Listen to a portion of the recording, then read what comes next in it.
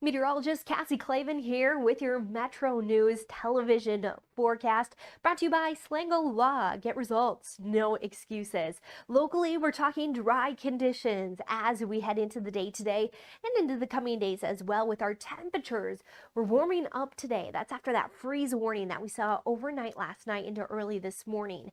Temperatures heating up into the 80s as we head into next week with just a bit of weekend rain out there. Otherwise, dry conditions thanks to high pressure that's across the area. So we'll see that as we head throughout the course of the day today. Few clouds moving in as we head into the evening, some of those overnight hours tonight, and then we'll continue to watch for a bit of cloud cover as we head into the day. Thursday, just passing through, still going to see many of those sunny skies, or much of those sunny skies, with just some rain expected to areas to our north, and that's the only areas that we're expecting any accumulation as we head into the coming days. But here's a look at your Fly CRW forecast. It starts at home.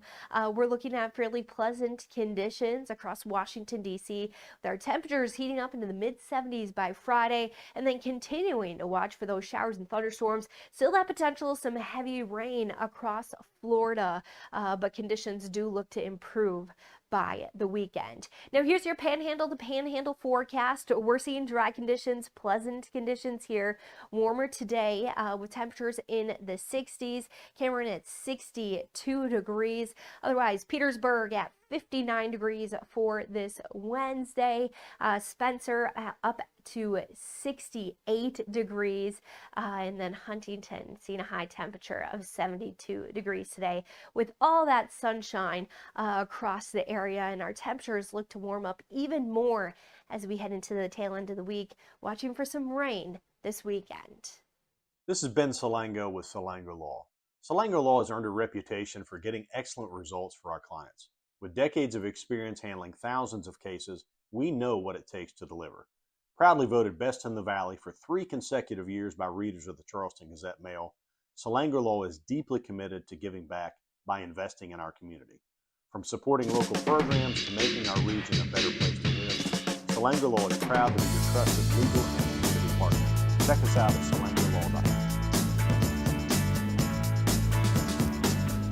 Coming up, we'll talk to U.S. Congressman Riley Moore. Governor Morrisey is going to be taking part in the primary elections. Brad McElhinny stops by as well. It's MetroNews Talkline. We are underway. Not attempt to change the station. You are surrounded. We interrupt this program to bring you an emergency news bulletin. Repeat, this is an emergency bulletin. Keep your radio turned on. From the studios of WVRC Media and the Metro News Radio and Television Network, the voice of West Virginia, comes the most powerful show in West Virginia. This is Metro News Talkline with Dave Wilson and TJ Meadows. Check set line up link. Activated Telos telephone. Switch network control from Charleston to Morgantown. Stand by. Q Dave and TJ. You're on. Metro News Talkline is presented by Encova Insurance, encircling you with coverage to protect what you care about most. Visit Encova.com to learn more. Good morning. Welcome inside the Encova Insurance Studios. Dave Wilson in Morgantown. TJ Meadows is in Charleston. Kyle Wiggs is on the phones today, keeping the radio side of things running. If you're listening in on one of our great radio affiliates across the state, Jake Link handles the video stream. That's available on the Metro News TV app, YouTube, and Facebook Live. Coming up a little bit later on, second hour, Chris Beam with FirstEnergy will join us. We'll talk about a new natural gas plant that is proposed to be built near the Fort Martin plant, plus some other energy items as well. Brad McElhinny will stop by. TJ and I will discuss the governor playing an active role in the GOP primary elections coming up about a month from now as well. Say good morning to TJ Meadows in Charleston. And TJ is just watching on the cable news networks. Ships going through the Strait of Hormuz. Yesterday, you got us all down. Give us some good news today, Meadows. Is there some good news in the markets today? So the market's like this. Let me just pull up the latest here and refresh so I don't give information that is not accurate. So get this, man. The Dow is up like 1,300 points. The S&P up over 160. NASDAQ up 600. So the market likes it. There's a plan. Oil, I mean, has sank. West Texas yesterday, what was it, 115 a barrel we were talking about? Yeah. $93 a barrel today. Brent crude, $92 a barrel. So the market likes it. They like the fact that the strait is going to reopen. The question will become, how quickly can that oil go through? How quickly can tankers flow through? That's about a 30-day process to get built back up is what I am told. But more than that, focusing on the fact that Iran still controls the strait. Their Navy still controls the strait to a degree. And are they letting enough traffic through? Is that actually working? Is it actually happening? Right now, still is, and the market likes it, but they'll watch it like a hawk. And the second it's not happening, you'll see those prices revert back to where they were. Hopefully that doesn't happen. Jared Halpern will join us from D.C. with the latest on that ceasefire deal. Right now, please welcome to the program 2nd District Congressman here in West Virginia, Riley Moore. Congressman Moore, good morning. Good to talk to you again. Dave, TJ, good morning. How are y'all doing? Doing well. We appreciate you taking some time. 2 weeks ceasefire with the Iranian war. What do you hope happens over the next 2 weeks, Riley, and where we are 2 weeks from now? Well, over the next 2 weeks, what they're going to be working on is hammering out, and we've seen points come out from the Iranian regime. Obviously, our side has points, but a peace plan that is durable, that provides stability, but also provides security for the United States, which the bottom line is, and the president has said many times, and also Secretary Marco Rubio, is, look, they can have nuclear power. They can do that in cooperation with the United States, but they cannot have highly enriched uranium, which enables them to manufacture nuclear weapons. So having security for the homeland, regionally and otherwise, what Iran has been a massively destabilizing power over the decades, as we know, but certainly economic security, certainty in terms of oil flowing and getting things back on track over there, I think is positive, but they have to give up their nuclear ambitions as it relates to weapons-grade uranium.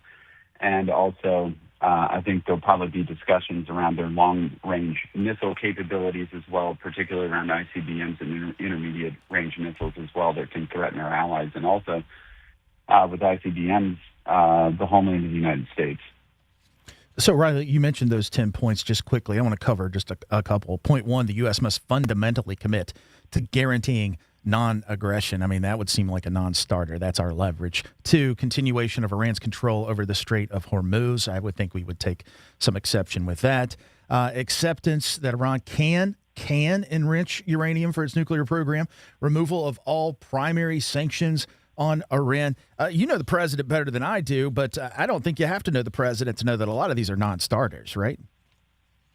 Sure. This is the negotiating talking points to start the negotiations, right? I mean, so they're going to come, my hope is somewhere in the middle on some of those. So, yeah, a lot of those are certainly non-starters, but that's kind of their negotiating starting point for the Iranians. But I don't think that we'd have a ceasefire if there weren't some conversations going on at very high levels that they feel confident that we'd be able to come to some amicable decision around what those points are going to look like. Certainly Straits of Hormuz, as the president has mentioned just yesterday, perhaps some type of joint control of the Straits of Hormuz. And you know, honestly, the Europeans should be stepping up in a lot of this as well, because that's where they get a lot of their oil.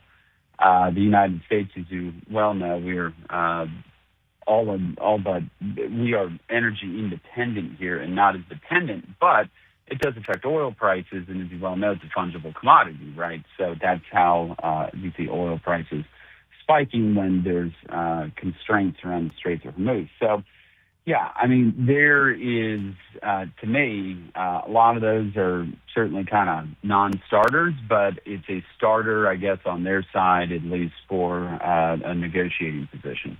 U.S. Congressman Riley Moore joining us on MetroNews Talkline. We'll get more into the details of the ceasefire with Jared Halpern coming up in just a few moments. Last month, Congressman, you announced plans to introduce a bill aimed at denaturalizing and deporting naturalized U.S. citizens who commit or support acts of terrorism. What was the motivation to bring this legislation forward? Well, it was the success of attacks that we saw. We had one down in Austin, Texas, Senegalese individual who had been a naturalized U.S. citizen, showed up to a beer garden down there in Texas and shot it up and killed several individuals. And then we had probably the more notable case was the individual down there in Virginia Beach who had gone on a shooting spree, who had actually been convicted previously of terrorist activities and who had been trained actually by ISIS, had done time in jail, got out, and now went right back to it. And he was a naturalized citizen. Currently, the way the law is, you really don't have the ability to do that. I mean, there are certain exceptions and cases where you can denaturalize somebody and deport them. But particularly in these incidences of terrorist attacks, we don't have that ability to do that. The director of the FBI, Kash Patel, for instance, has mentioned this as an issue, and I had communicated with him and some others in the administration that this is something that I think is just kind of a no-brainer. It just makes sense.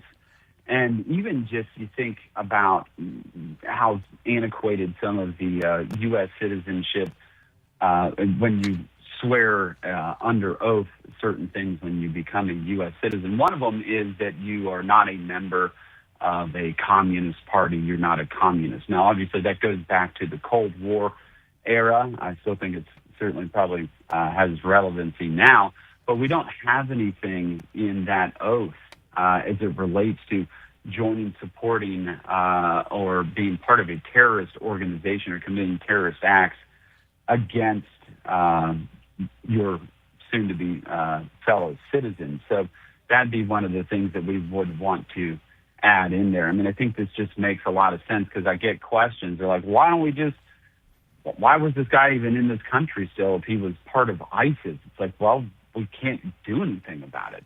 We're not U.S. citizen where we don't have the ability to denaturalize or deport him. So this would be people, by the way, who have become U.S. citizens. So, Congressman, if you are a U.S. citizen from birth or you are a naturalized citizen, once you are a citizen, we're all under the same criminal penalties for things like terrorism, etc., whether you're naturalized, whether you're a citizen by birth. So I want to ask you, do you see this move as necessary? Because you believe that punishment is too light for a citizen that commits something like this compared to a birth citizen. So in other words, we need a harsher penalty, and this is one way to do that. Well, for a natural-born citizen of the United States, obviously this would not apply. These would apply to individuals who have been naturalized citizens. And there are points at which where you can, but very limited, denaturalize a U.S. citizen who has been a naturalized citizen. Yes, to me, I mean, you go look at this case in Virginia Beach, a naturalized citizen who had literally been convicted on terrorism charges, gets out of jail and commits terrorism again. I mean, why would we keep this person in our country? I don't think that makes any sense. And so, in my view, to keep us safe here from Islamic terrorists that seem to be pretty prevalent, obviously, at this point around the world, we've seen another naturalized citizen who rammed a car into a synagogue up in Michigan and attacked them as well. This keeps happening over and over again. And that was a Lebanese individual. I mean, how long are we just going to allow this to continue to happen? I mean, it just makes a lot of sense to me. And it does come down, if somebody says, well, it sounds like we're looking at some type of loyalty test here. Yeah, you're damn right we are. We want you to know, we want to know that you are an American who has bought into the American system, our way of life, and is going to defend this country and support us. And if not, and you've been a naturalized citizen, then you can be denaturalized if you joined a terrorist organization supporting one or otherwise, and we're going to get you out of here. Talking to U.S. Congressman Riley Moore. Time is always of the essence, so I want to ask you about the DHS shutdown, which continues. Do you support the Senate's two-step plan to end the DHS shutdown by splitting off immigration enforcement for a broader DHS funding bill? As they've currently put it to the House, no, I do not. They have passed this DHS bill that doesn't have ICE funding, doesn't have CBP, doesn't have HSI. Now, HSI is actually really critical, very important. Don't forget, so HSI is doing a lot of the investigations right now and finding the 300,000 kids that the Biden administration allowed into this country that have gone missing. And so no funding for HSI is crazy to me. And then within that Senate bill, it also doesn't allow for money to be transferred and reprogrammed for immigration enforcement purposes. So to me, if we're going to do some skinny reconciliation bill, okay, I want to see the money first for CBP, ICE, and HSI. Do that first, and then we'll be willing to look at this bill that funds the rest of DHS. But I'm not doing DHS, no funding for ICE or any of these other guys, CBP, that are so critical, HSI. We're not doing that first. So to me, look, we voted it down in the House here just recently and passed full funding again back over to the Senate. And, nothing has happened over there, unfortunately. But, we, as you well know, as we talked at the top of this program, we're in a conflict in the Middle East. We have thousands of individuals who are suspected or known terrorists that were let into this country under the Biden administration over the last 4 years. And yet somehow the Democrats are able to hold out on funding the agency, Department of Homeland Security, that protects us from those terrorists. It's really quite astounding. Riley, last question. It's a blunt question, but you always answer blunt questions. I appreciate that. So I'm going to ask it.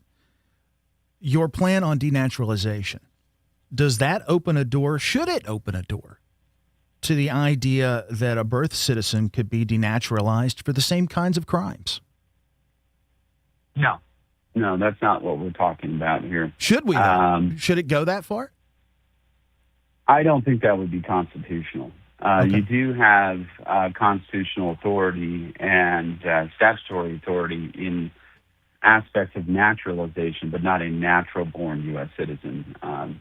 No, it would not go to that.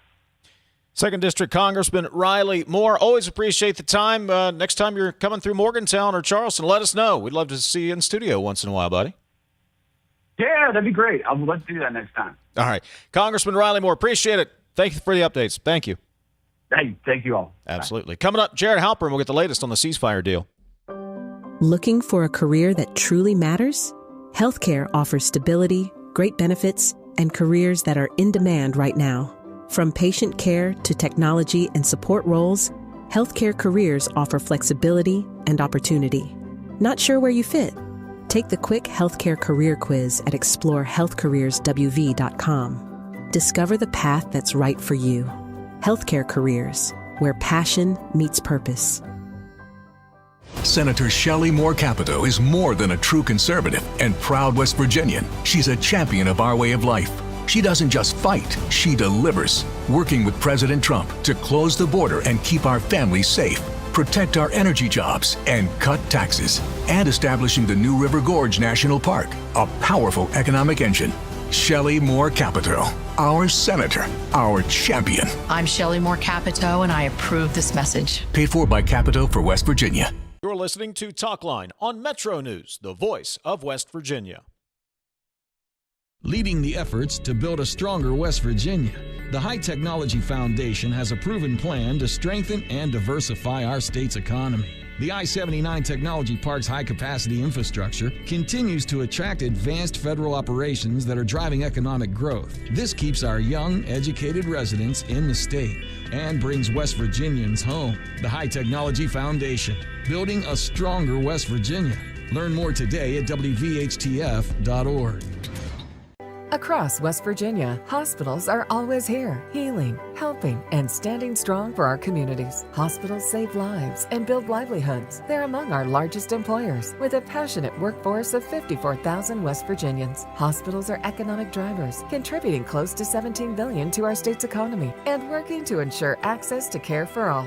From life-saving moments to wellness support, West Virginia hospitals keep our state healthy, our families strong, and our future bright.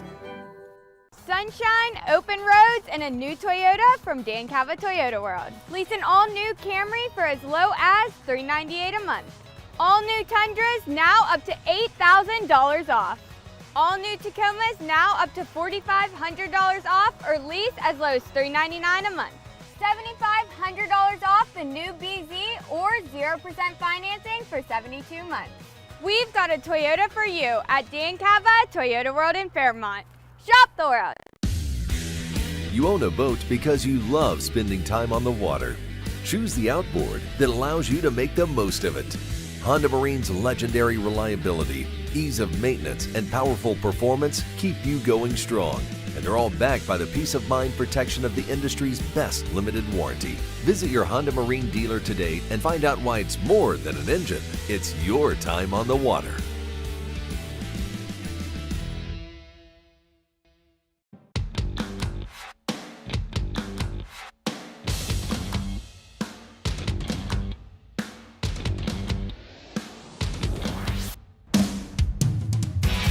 MetroNews Talkline is presented by Encova Insurance, encircling you with coverage to protect what you care about most. Visit Encova.com to learn more.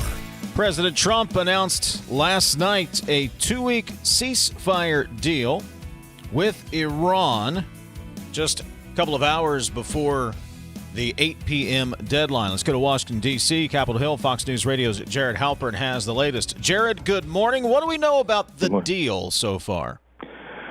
Well, I think that there are still a lot of questions about how durable this 2-week ceasefire is. There are already reports that Kuwait and the UAE have had to fend off Iranian drones and other sorts of attacks after this ceasefire was announced. You have Iran now indicating that they could back out of the ceasefire if Israel continues its invasion of Lebanon, saying that was supposed to be part of the deal. There are questions about this control of the Strait of Hormuz, which was a condition that President Trump said was incumbent on this deal moving forward, was that the Strait of Hormuz would be open. And I think there are also questions kind of about the political endgame here in Iran. Who is in charge of Iran? We have heard both the Defense Secretary Pete Hegseth and President Trump describe regime change that has essentially happened.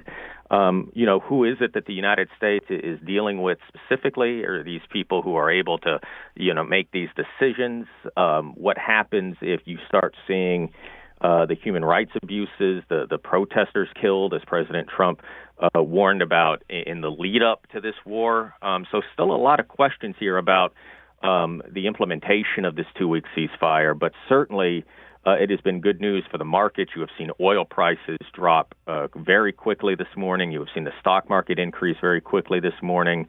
Obviously, it is always good when United States men and women in uniform are out of harm's way. We'll see, I think, what the messaging now looks like over the next couple of hours and days here at the White House.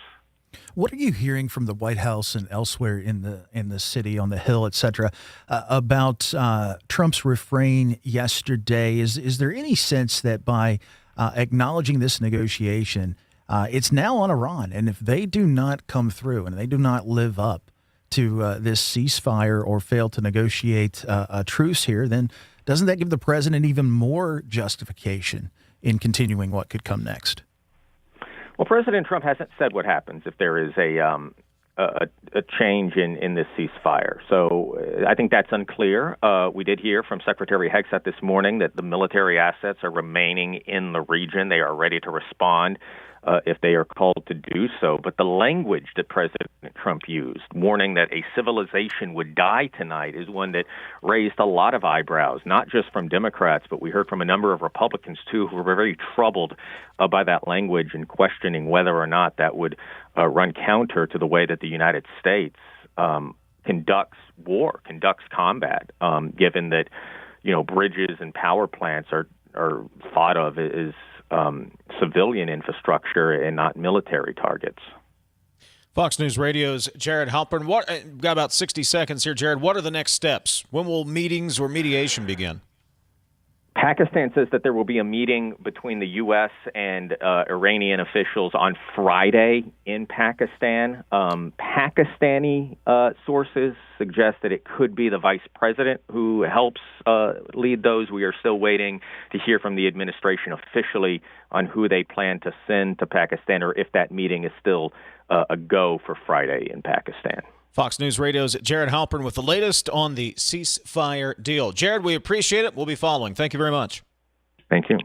Coming up after the news, yesterday, actually while we were on the air discussing this and that, Governor Morrisey came out with a state Senate endorsement and says there will be more coming. We'll talk about that on the other side of the news. Your thoughts welcome as well. 304-TALK, 304 and 800-765-TALK. This is Talkline on Metro News. For 40 years, the voice of West Virginia. It's 10:30. Let's get a news update from the Metro News Radio Network. Find out what's happening across the great state of West Virginia. Meteorologist Cassie Clavin here with your Metro News television forecast, brought to you by Slango Law. Get results, no excuses. Locally, we're talking dry conditions as we head into the day today and into the coming days as well with our temperatures. We're warming up today. That's after that freeze warning that we saw overnight last night into early this morning. Temperatures heating up into the 80s as we head into next week with just a bit of weekend rain out there. Otherwise, dry conditions thanks to high pressure that's across the area. So we'll see that as we head throughout the course of the day today. Few clouds moving in as we head into the evening, some of those overnight hours tonight, and then we'll continue to watch for a bit of cloud cover as we head into the day. Thursday, just passing through, still going to see many of those sunny skies, or much of those sunny skies, with just some rain expected to areas to our north. And that's the only areas that we're expecting any accumulation as we head into the coming days. But here's a look at your Fly CRW forecast. It starts at home. We're looking at fairly pleasant conditions across Washington, D.C. with our temperatures heating up into the mid-70s by Friday, and then continuing to watch for those showers and thunderstorms. Still that potential of some heavy rain across Florida, but conditions do look to improve by the weekend. Now here's your Panhandle to Panhandle forecast. We're seeing dry conditions, pleasant conditions here. Warmer today with temperatures in the 60s. Cameron at 62 degrees. Otherwise, Petersburg at 59 degrees for this Wednesday. Spencer up to 68 degrees. And then Huntington seeing a high temperature of 72 degrees today with all that sunshine across the area. And our temperatures look to warm up even more as we head into the tail end of the week, watching for some rain this weekend. This is Ben Salango with Salango Law. Salango Law has earned a reputation for getting excellent results for our clients. With decades of experience handling thousands of cases, we know what it takes to deliver. Proudly voted Best in the Valley for 3 consecutive years by readers of the Charleston Gazette-Mail, Salango Law is deeply committed to giving back by investing in our community. From supporting local programs to making our region a better place to live, Salango Law is proud to be your trusted legal and community partner. Check us out at salangolaw.com. Going to close Harmon School after this school year. Interim School Superintendent Terry George urging the board to turn the building over to the community, where there's an interest in opening a micro school that will operate without state funds. George spoke to the school board last night. I think we need to start that discussion here tonight and give you time to think it over on what steps you would like to take for those 2 properties and what you want to see happen to them, especially in Harmon. From the Metro News Anchor Desk, I'm Jeff Jenkins.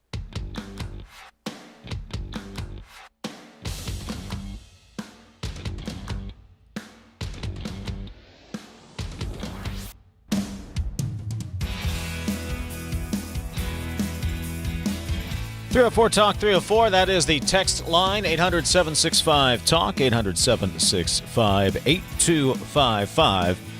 That is the phone number. We'll get to a couple of texts coming up in just a bit. Yesterday, while we were on the air, in fact, can't remember exactly what we were discussing. I'm sure it was very profound, whatever it was. But I did see the tweet. It came to our attention, and actually the tweets raised some eyebrows across the Twittersphere yesterday. Governor Patrick Morrisey endorsing a candidate for state Senate over in the Senate 10th District. His endorsement of Jonathan Comer for state Senate. The governor's tweet goes on to say, over the past 2 legislative sessions, I have worked diligently with the House and Senate to achieve important legislative results for our state. Unfortunately, this work has not always been easy, as a group of status quo liberal legislators have opposed our conservative pro-Trump policies every step of the way. For this reason, we must educate the public about the current composition of the Senate and the House and elect more change agents to public office, officials who want to put West Virginia first and who want our state to reach her potential. Many elected legislators claim to be Republicans, but in practice they are rhinos, Republicans in name only. That's why I'll be making a series of endorsements for the upcoming primary and will be pressing for the election of a number of fresh faces to the House and Senate. He goes on from there to advocate for Comer in the Senate's 10th District. That caught some eyebrows. Not so much, TJ, I think, the endorsement. Governors have endorsed candidates in primary elections before. That is not necessarily unusual. But it was the parts where the governor goes after the other members of the state Senate and state House of Delegates, where he calls out members of his own party rhinos and accuses them of basically getting in the way. Risky. And I think the first question is, does Governor Morrisey have that kind of stroke? Does he have that kind of political stroke? I mean, this is a Trump move, right? We've seen Donald Trump do this all over the country because, frankly, it matters.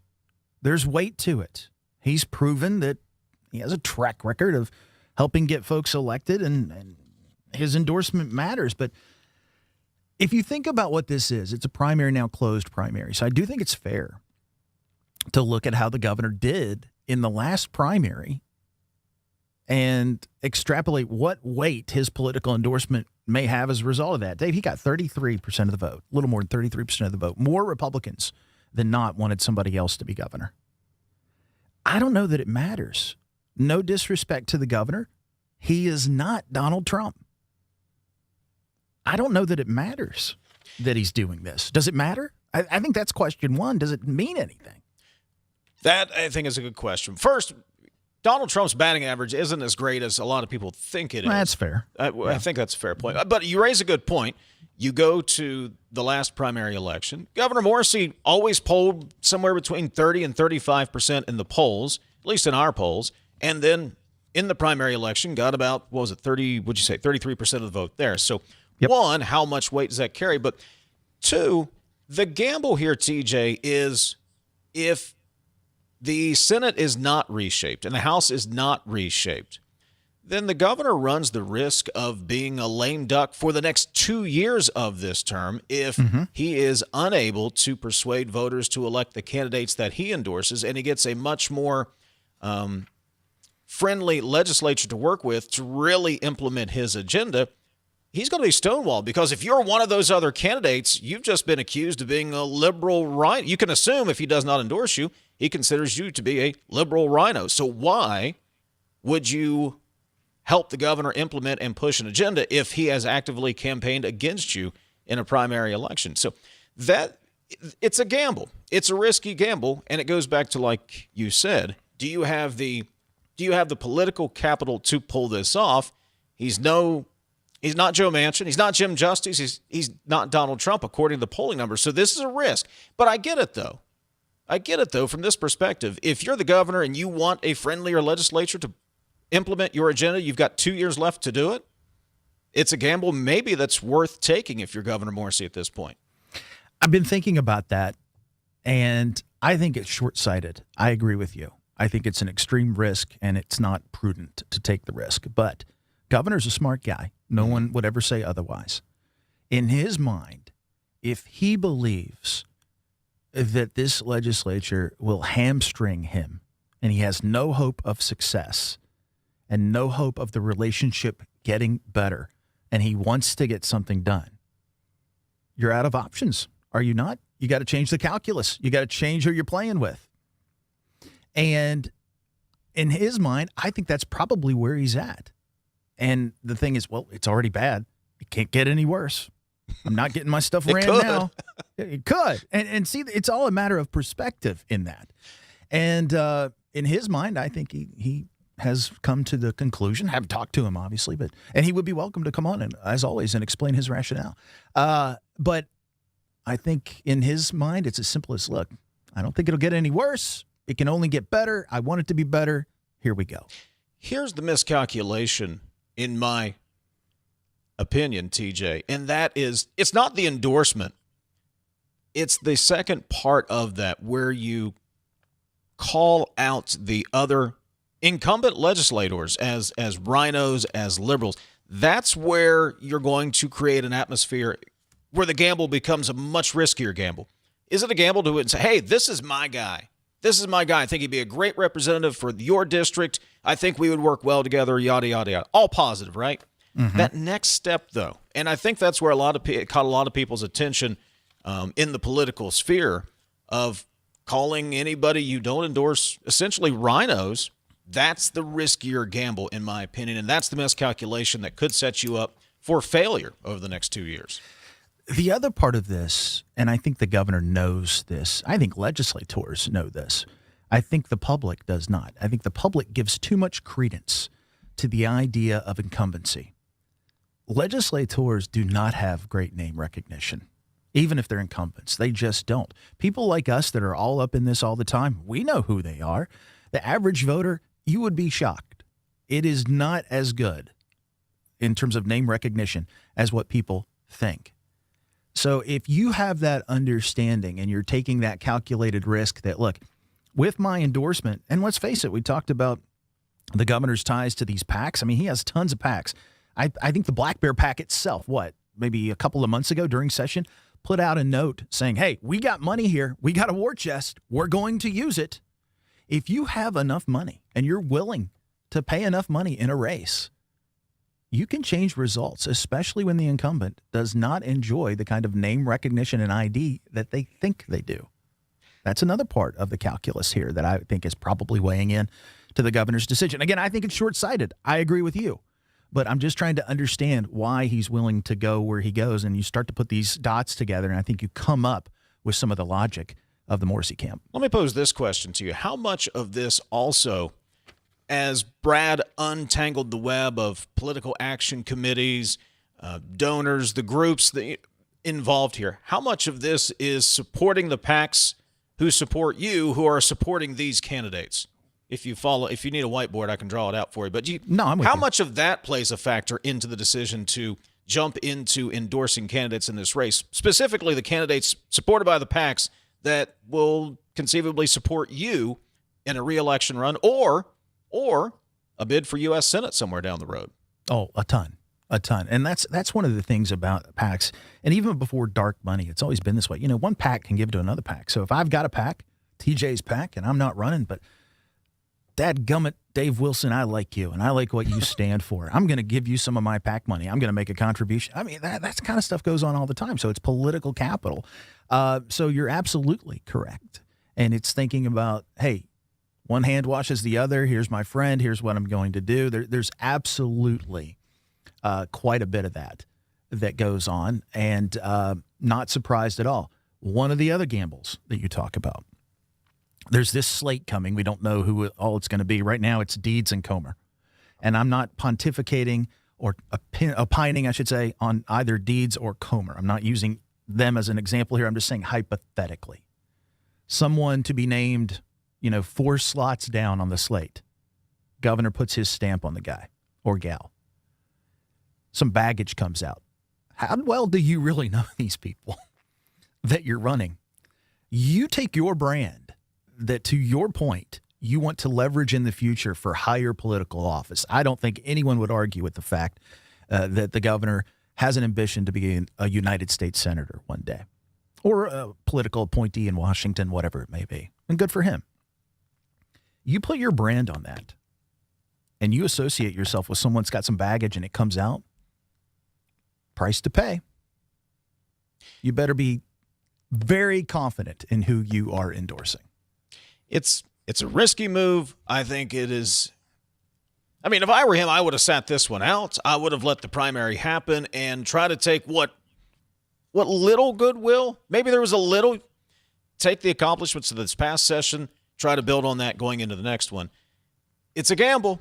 It's a risk. And the risk is you end up getting nothing in the next 2 years. I think that's the risk. Either it's all or nothing. This is an all or nothing proposition, isn't it?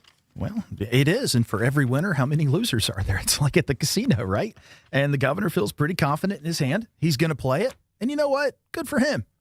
Be a risk taker. We'll see how it works out. The primary election is May 12th. Early voting, by the way, starts April 29th. We'll get to your text at 304-TALK 304. Phones are open as well, 800-765-TALK, 800-765-8255. Your thoughts coming up next. This is Talkline from the Encova Insurance Studios. Some relationships just work better with trust, reliability, and great communication. That's why more West Virginians are choosing CityNet Gig Fiber. Fast, symmetrical speeds, no contracts, no data caps, and local teams monitoring the network around the clock. Plus, for a limited time, new residential customers can get 50% off any internet plan for a full year, with plans starting as low as $25 a month.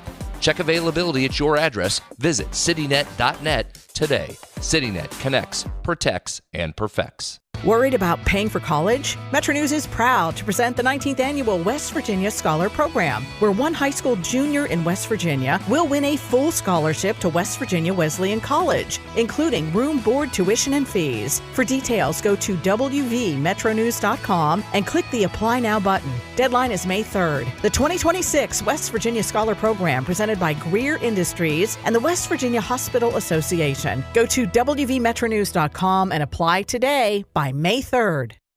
Tens of thousands of hardworking West Virginians earn their living in our state's growing natural gas industry, including thousands for Antero Resources, West Virginia's top natural gas producer. Antero's investments are boosting our local workforce and small businesses. We're proud to give back and invest locally to support West Virginia workers producing West Virginia energy. But the Mountain State's best days are ahead, and Antero Resources is just getting started. Visit AnteroResources.com to learn more. Are you ready to reach the finish line of retirement? At the Stike team at Wealth Enhancement Group, we provide comprehensive guidance for retirement planning in West Virginia. With years of experience, we'll draft a plan tailored for your unique goals. Whether you're just starting or nearing retirement, we make the process as simple as possible, easy, and stress-free. Visit wealthenhancement.com/Stike to set up a complimentary consultation and get started on your plan today. Let's work toward your dream retirement together. Located in the heart of West Virginia, Bridgeport is the place to play. Endless indoor and outdoor recreation opportunities, including the Bridgeport Complex, coupled with a dynamic food scene, make Bridgeport the perfect getaway destination for couples and families. Explore unique shopping and pick from a wealth of lodging options to find something perfect for your needs. Explore the heart of West Virginia in Bridgeport. Learn more about all there is to do at greater-bridgeport.com.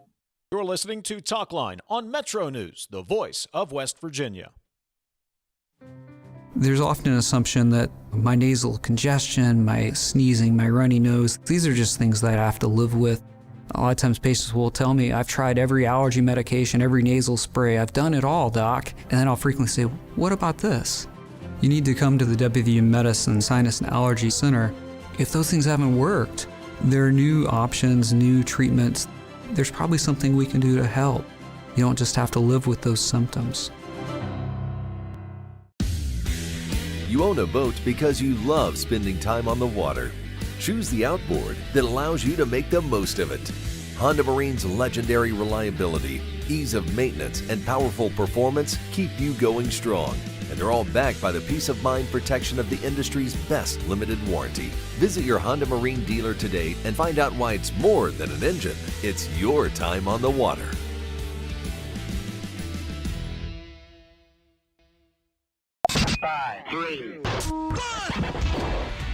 All the sports West Virginia is talking about. Nikki Izzo-Brown, coach of the nationally ranked WVU women's soccer team. I think they're just having a very good understanding of each other. Join Kyle Wiggs, Brett Howe, and Coach Hunter weeknights for Sportsline on Metro News Television. Available on mobile, Roku, Fire TV, smart TVs, and online at WVMetroNewsTV.com. Longer days, warmer drives, and better deals at Dan Cava GMC. Hit the road in one of our new luxury GMC Acadias. Take your pick from our massive selection. Now up to $5,500 off select new Acadias and 3.9% for 60 months. The great deals continue with our large selection of quality pre-owned vehicles. All this and more at Dan Cava GMC in Bridgeport. Shop the world.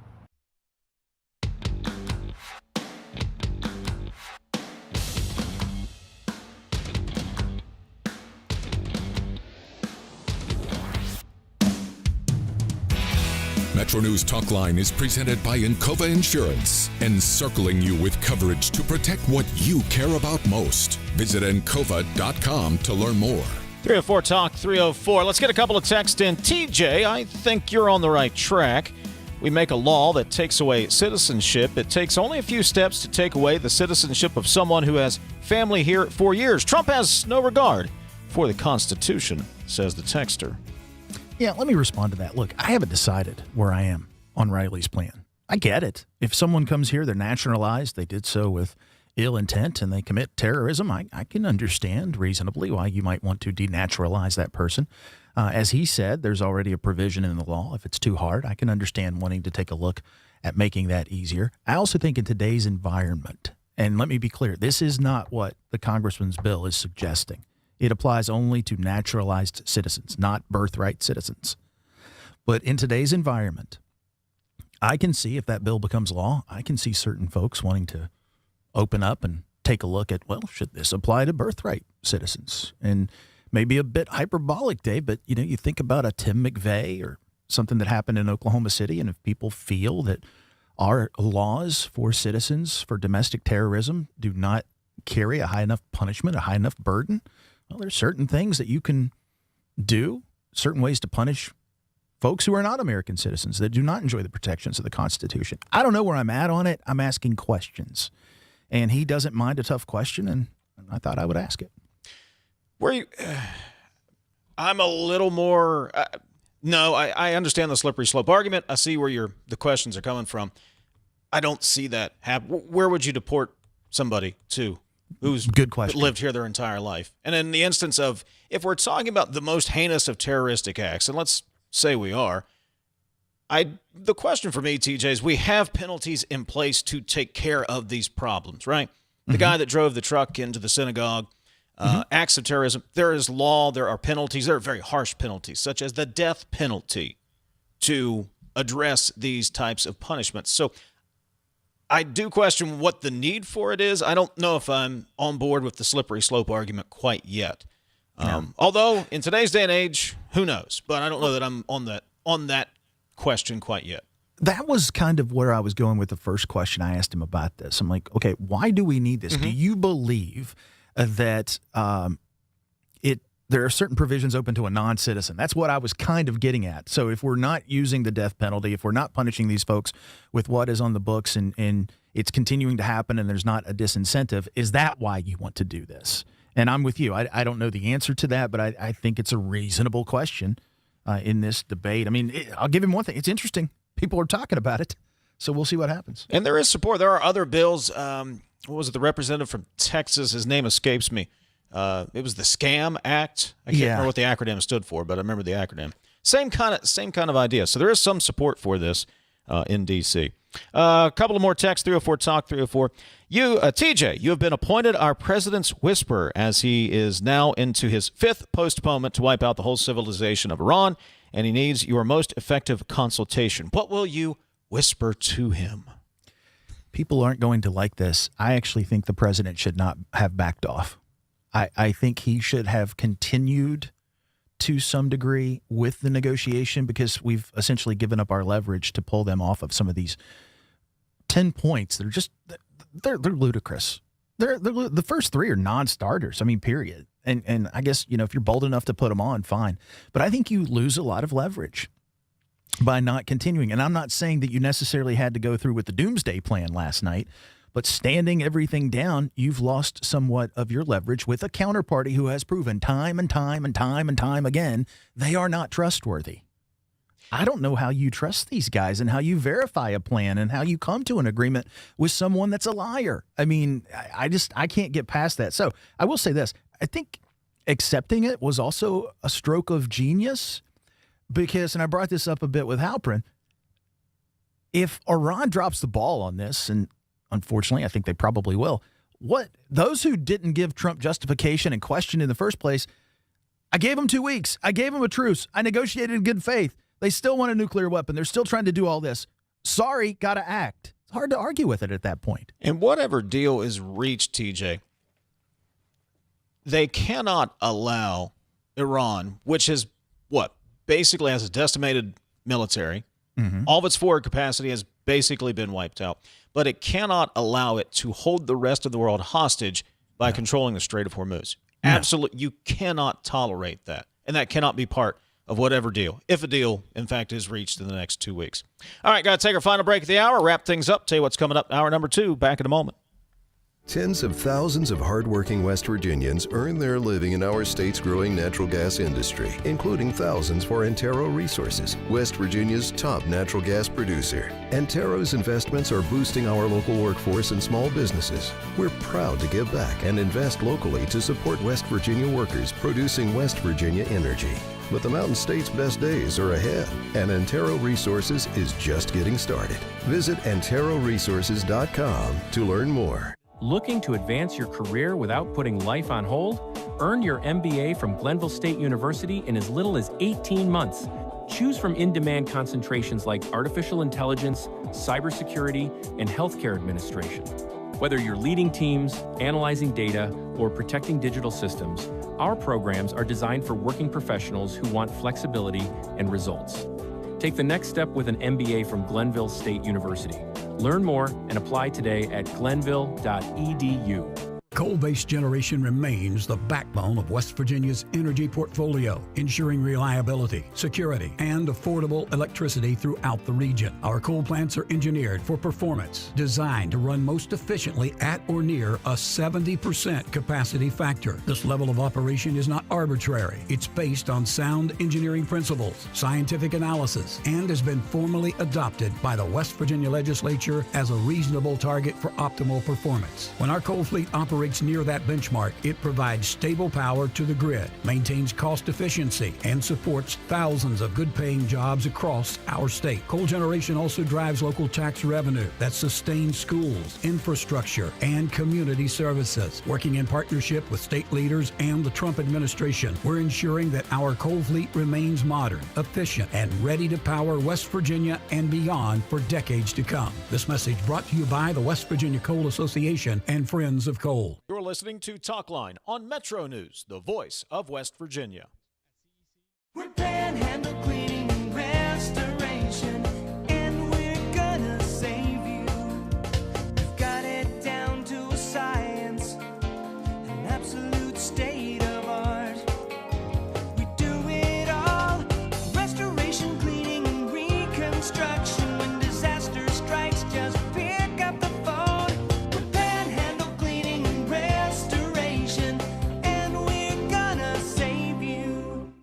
Leading the efforts to build a stronger West Virginia, the High Technology Foundation has a proven plan to strengthen and diversify our state's economy. The I-79 Technology Park's high-capacity infrastructure continues to attract advanced federal operations that are driving economic growth. This keeps our young, educated residents in the state and brings West Virginians home. The High Technology Foundation, building a stronger West Virginia. Learn more today at WVHTF.org. There's often an assumption that my nasal congestion, my sneezing, my runny nose, these are just things that I have to live with. A lot of times patients will tell me, I've tried every allergy medication, every nasal spray, I've done it all, doc. And then I'll frequently say, what about this? You need to come to the WVU Medicine Sinus and Allergy Center. If those things haven't worked, There are new options, new treatments. There's probably something we can do to help. You don't just have to live with those symptoms. You own a boat because you love spending time on the water. Choose the outboard that allows you to make the most of it. Honda Marine's legendary reliability, ease of maintenance, and powerful performance keep you going strong. And they're all backed by the peace of mind protection of the industry's best limited warranty. Visit your Honda Marine dealer today and find out why it's more than an engine. It's your time on the water. Virginia.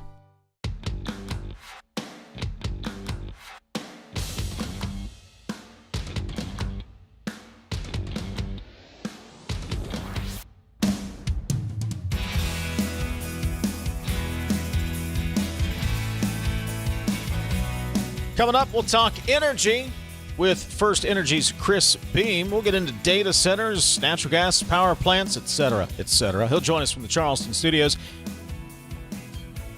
Brad McElhinny at the bottom of the hour. Plus, we'll get into your texts. Calls are welcome as well. 304-TALK, 304 and 800-765-TALK. Still got an hour to go. This is Talkline on Metro News for 40 years, the voice of West Virginia.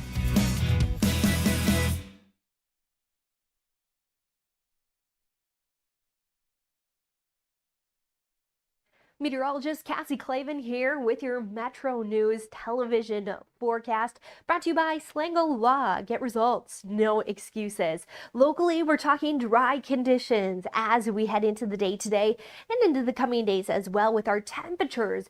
We're warming up today. That's after that freeze warning that we saw overnight last night into early this morning. Temperatures heating up into the 80s as we head into next week with just a bit of weekend rain out there. Otherwise, dry conditions thanks to high pressure that's across the area. So we'll see that as we head throughout the course of the day today. Few clouds moving in as we head into the evening, some of those overnight hours tonight, and then we'll continue to watch for a bit of cloud cover as we head into the day Thursday. Just passing through, still going to see many of those sunny skies, or much of those sunny skies, with just some rain expected to areas to our north. And that's the only areas that we're expecting any accumulation as we head into the coming days. But here's a look at your Fly CRW forecast. It starts at home. We're looking at fairly pleasant conditions across Washington, D.C. with our temperatures heating up into the mid-70s by Friday, and then continuing to watch for those showers and thunderstorms. Still that potential, some heavy rain across Florida, but conditions do look to improve by the weekend. Now here's your Panhandle to Panhandle forecast. We're seeing dry conditions, pleasant conditions here. Warmer today with temperatures in the 60s. Cameron at 62 degrees. Otherwise, Petersburg at 59 degrees for this Wednesday. Spencer up to 68 degrees. And then Huntington seeing a high temperature of 72 degrees today with all that sunshine across the area. And our temperatures look to warm up even more as we head into the tail end of the week, watching for some rain this weekend. This is Ben Salango with Salango Law. Salango Law has earned a reputation for getting excellent results for our clients. With decades of experience handling thousands of cases, we know what it takes to deliver.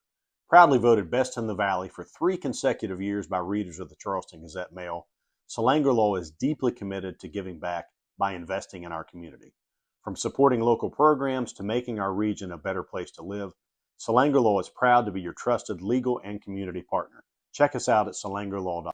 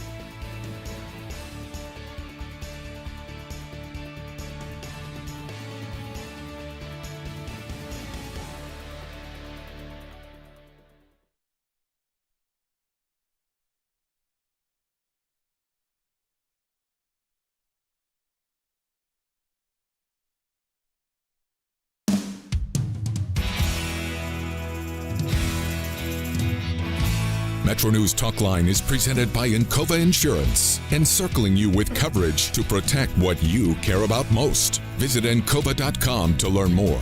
Hour number 2 of MetroNews Talkline. Hope you're having a wonderful Wednesday. Kyle Wiggs is our radio producer. If you're listening in on one of our great radio affiliates across the state of West Virginia, Jake Link handles the video stream. You can watch that on the MetroNews TV app as well as Facebook Live and YouTube. Coming up a little bit later, Brad McElhinny will stop by. A couple of stories we did not get to yesterday, including what's going on with the Greenbrier Clinic.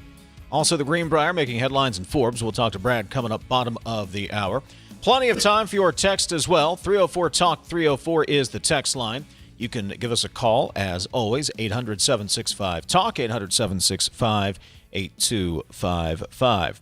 Back in February, FirstEnergy announced plans for a new facility on a 35-acre site near its Fort Martin power station in Maysville. That'll be a new 1,200-megawatt natural gas power plant. Site work could begin as early as 2027, plant coming online in 2031. Joining us from FirstEnergy, the Vice President of Generation Development, Chris Beam. He joins us from the MetroNews Charleston studios this morning. Good morning, Chris. Good morning. Appreciate you coming in. Do you have any TJ Meadows stories you can share with us, by the way? Any you can tell on the air? I do, but none I can tell, yes. All right. That'll be for Talkline After Dark, the podcast later on. Hey, appreciate you coming in. Let's start with this site up by the Fort Martin plant. What makes this an appropriate site? What makes this a good site for a natural gas generation facility? Yeah, it's a great question. So, one, we have a coal facility right there, the Fort Martin plant. We did 28 different site evaluations to try to determine the best site to build this facility on. And when you look at a lot of things, right, you're looking at gas supply, you're looking at how close you are to the transmission system, water supply, all those types of things. And this site it came to the top very quickly. Because all those things exist at that site, it keeps our costs down to the customer to build it there, and it's also the infrastructure is kind of in place to support building it there. So it's a really good selection for us, and I think very good for the area. So it is going to be a gas plant, is my understanding. Talk to us about why gas, and Chris, maybe talk to us a little bit about efficiency of combined cycle. I'm thinking that's what that's going to be. Yeah. So TJ, you're right. It is a combined cycle, and what that really means is it'll have 2 gas turbines. We'll use exhaust gas off of that to heat water, to make steam, and then we'll run a steam turbine off of that. So a 2-on-1 configuration combined cycle plant. Heat efficiency, it's the best heat efficiency for any type of geothermal, any type of conversion to electricity. It's the most efficient way to do it currently. And that means the best possible price for a customer. The lowest price per kilowatt hour usage is the best way to do it, yeah. It's very efficient. It's low emissions compared to other sources that are converting any type of fuel over to electricity. So, and it's a proven technology. It's not something new. This technology's been out for a long time. It's been developed. It's been optimized, and it's just a good selection for us. Chris Beam joining us, Vice President of Generation Development with FirstEnergy. How many jobs are we talking about at this plant up in next to Fort Martin? Yeah, and so that is a difference between I would say, look at your traditional coal-fired plant versus a traditional gas plant like this. Fort Martin, a little over 100 some odd employees at the facility. At the coal plant, this plant will employ roughly about 30 employees when we're all done. It will create, though, well over 1,000 construction jobs, and this will be built with union trade labor, which we're pretty proud of that. And I think you get the best product when you use that labor to build it. One of the questions I hear is, why do you need a new plant? Yeah, it's good. So load growth, right? So right now we have our Harrison station by Fairmont, and we have our Fort Martin station by Morgantown. Both are base load assets, which means they basically run wide open when they're in service, and that meets our need today. What it will not do is meet our need tomorrow. So we have a very long list of customers that are inquiring about new service from us, and that new service will start in the 28 timeframe and then continue out through the future. Not allowed to disclose who they are, of course, but these requests are large requests. You're talking 600 megawatts, 1,000 megawatts, and we're building one 1,200 megawatt facility here. So in all intents and purposes, one customer could really consume this entire facility. You're kind of already transitioning. We wanted to also bring up data centers, and Can you put into context for an average guy like me who pays my power bills on time, but put into context the massive load data centers, the ones that connect to the grid, are going to put on the grid as we move forward and these sites develop and these sites continue to grow across the country? Yeah, so they certainly will put a demand on the grid. One thing I will say, though, at least for FirstEnergy, we are in the PJM interconnect, and they're the ones that are responsible for the transmission planning as a whole, along with the generation assets. And so before you're literally allowed to add anything to the grid like that, it has to go through a detailed planning process. And then out of that process, it'll basically say, if you want to add an asset at a certain size, you have to make these upgrades to the system so you don't cause any system issues. And so those costs will be borne by the customer that creates that issue because they want to locate in a certain area or a certain location. And then, of course, the generation piece comes with that also. And what we are saying is those customers will also then pick up their piece of the generation that they create. And so it's a way to protect your existing customers. It's a way to keep things affordable for your existing customers, but also a way that you make sure reliability is first and foremost, because that's the one thing we focus on. So you hit on something that I want to drill into a little bit, this whole idea of cost causation. There's a lot of narratives out there. And full disclosure, I used to work in the energy industry. I've said that numerous times. I don't want people to say, oh, he's on shilling again, doing what he does. It is what it is. But with that said, the way these costs would be allocated, some have said, well, you're building a new plant. That's, we're going to have to pay for that. The data centers are the ones that would benefit if it is a data center, et cetera, et cetera. But you talked a little bit there about how the rate design would prevent that. Talk a bit more and go a bit deeper with that. Yeah, so let's start with what I'll call the traditional rate design. Traditional rate design in the past was if you had enough load growth to need a new asset, you would build a new asset. You would go to the Public Service Commission in West Virginia. You would basically say, my long-term planning says I need to add an asset. This is the asset we believe is the right asset, and we believe this is the cost. And you would seek approval for that. If approval was given, those costs would be basically passed off to the existing customer base. That's the standard way it works. Under this new format, some of this new facility we're going to build will be for the general customer that we have today. We have growth in the Eastern Panhandle that's pretty significant. We have to meet that growth. So some of the output of this new facility will go there. So for that output, that'll follow that kind of traditional rate-making process. Under these big, large load customers, our intent and our belief is going to be is that if a customer comes on board, and and I'm making numbers up, someone wants 1,000 megawatts of load, then we're going to basically say we'll do a special contract with that customer, and in that special contract, we will prove out that they will cover all costs associated with that 1,000 megawatts. And so the existing customer base won't be paying for that 1,000 megawatts. That'll be done in a special contract. That special contract has to go to the Public Service Commission for approval. And in that process, we prove out in the math how that works, that you are basically protecting your existing customer base for that 1,000 megawatts. The other 200 for this facility may go to just general customer base. And that's how this would work. Just to reiterate, you hit on something. You and the counterparty can't unilaterally execute that deal. It has to go to the commission, and they have to approve it. So the beauty about West Virginia being a fully integrated state, where what that means is the Public Service Commission has transmission, distribution, and generation under their purview. That means if you want to do a deal with a third party, your customer, that deal goes back to the PSC for their approval.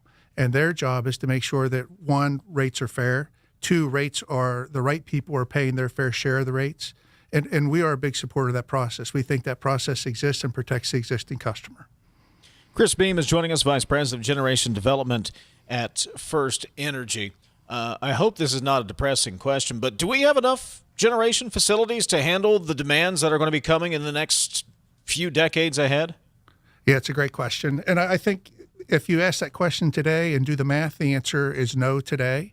I would say, I would just call it the industry, the electric industry responding. I think the answer is yes to that. Where we have to be careful, though, is we have to match load with generation. And that has to kind of match in real time, unfortunately. And so what you're seeing is one of the things that's kind of hampering the process is availability of equipment. So there's a few vendors that kind of make this really big equipment globally. And the problem is this is a global issue. It's not a West Virginia issue. It's not a U.S. issue.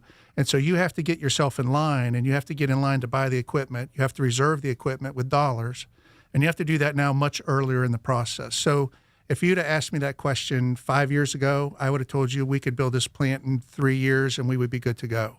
It now takes 5 years, not to build it, but to get all the equipment so you can build it. And so you have to start planning much earlier in the process, start committing much earlier in the process to make sure the end date, or what I'll call the operational date of your new asset, meets when the load needs to be there.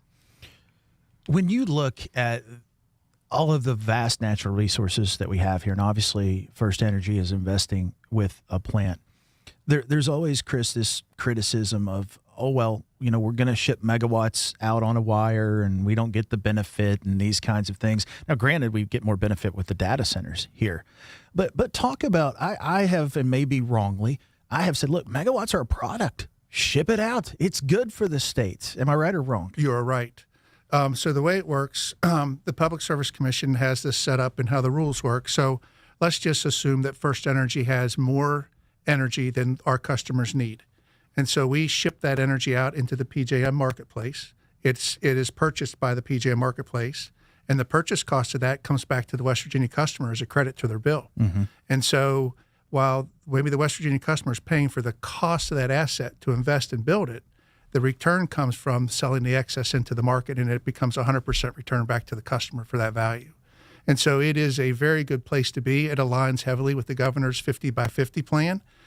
He realizes the value of generation in the state, and the whole point that you've made, TJ, about if I'm going to use what I need here and the excess, I'm going to sell it, and I'm going to bring that money back into the state in some form of credit back to the customer base. So it's a very good proposition. Chris Beam joining us, Vice President, Generation Development at FirstEnergy. So what does FirstEnergy need, or what does any generation company need to be encouraged, let me put it that way, encouraged to build more facilities or to invest more into generation here in West Virginia specifically? Yeah, so first thing you need is certainly you need a customer base, right? So you have to have the load that's requiring the need for the generation. We now have that, and that is a good place to be from a utility perspective. But you need more than that. You need support from your local legislators. You need support from your governor's office, of course. You need support from the PSC. And most importantly, you need support from the local people that are going to be around this facility. We pride ourselves in being a very good neighbor. We've done it for many, many years in this community, and we'll continue to do that. But those are really kind of the main things you need to support to build this stuff. These are big projects. They take a long time to build. It causes disruption for the folks that live adjacent to the build. But in the end, when you're done, they probably won't even realize it's there. And that's the beauty. We talk on the show quite a bit about the difficulty of building new generation, just the permitting process. I mean, you can handle the question. I mean, tell us a little bit about it. It's not as easy as people may think. It is correct. To get all of this done. Yeah, I think so. We've put together a permitting matrix for this new facility, and I don't want to, but we're looking at well over 300 different types of permits required to build this facility. Some are federal, some are state, and some are local. And you have to meet those in certain time frames to make sure you meet your end all day of being in service. But I will give a huge shout out to West Virginia and to the governor and their direction. They have streamlined the permitting process in the state of West Virginia, and they are very proactive in helping us get that done. And that's a partnership that we're glad to have. Vice President of Generation Development at FirstEnergy, Chris Beam. Hey, Chris, appreciate you coming in studio this morning, and make sure you stick around for the After Dark podcast so we can tell TJ stories later. Sounds great. Thank you. Appreciate it, Chris. Thanks for stopping by. Coming up, the fear of new technology. We'll get into that, plus how much local control is enough or not enough. We'll discuss next. This is Talkline from the Cove Insurance Studios. For over 30 years, High Technology Foundation has been committed to building a stronger West Virginia. Our mission, economic diversification. By fostering innovation and supporting tech initiatives, we pave the way for a brighter future. From cutting-edge research to tech-driven solutions, we're transforming the landscape. Join us in creating opportunities and driving progress. Let's build a diverse economy together. Visit WVHTF.org. High Technology Foundation, shaping West Virginia's future. Diabetic neuropathy is the most common complication of diabetes, causing burning, tingling, and stabbing sensations in the feet. The fellowship-trained, board-certified experts at the WVU Medicine Center for Integrative Pain Management provide spinal cord stimulation to treat this pain, using electrical pulses in the spinal cord to block pain signals. Visit wvumedicine.org/pain or call 855-WVU-CARE for an appointment. Looking for a career that truly matters? Healthcare offers stability, great benefits, and careers that are in demand right now. From patient care to technology and support roles, healthcare careers offer flexibility and opportunity. Not sure where you fit? Take the quick healthcare career quiz at explorehealthcareerswv.com. Discover the path that's right for you. Healthcare careers, where passion meets purpose. Welcome back, class of 2011. Most likely to be a millionaire, didn't quite make it. Hey, reunion's not over yet. Over here, millionaire, smile. Make room, people. Who is that? Congratulations to our very own Millionaire for Life. Never too late, man. You could win up to $1 million every year with Millionaire for Life. Play in store or online today. West Virginia Lottery. 18 plus to play. Play responsibly. Approach your retirement with confidence. With over 150 years of combined experience, the advisors of the Stike team at Wealth Enhancement Group provide advice and wealth management strategies to individuals, families, small businesses, professional offices, and institutions. With the Stike team, you'll have access to an advising team with extensive resources, a client-first mindset, and a passion for helping transform the lives of those we serve. Visit wealthenhancement.com/Stike today and join the team that's dedicated to your success. You're listening to Talkline on Metro News, the voice of West Virginia. Leading the efforts to build a stronger West Virginia, the High Technology Foundation has a proven plan to strengthen and diversify our state's economy. The I-79 Technology Park's high-capacity infrastructure continues to attract advanced federal operations that are driving economic growth. This keeps our young, educated residents in the state and brings West Virginians home. The High Technology Foundation, building a stronger West Virginia. Learn more today at WVHTF.org. Stay connected to what's happening today in West Virginia. What about, this and what about that? And it just went back and forth. And I was just the guy reading the text. Okay. So what's your take on the whole thing?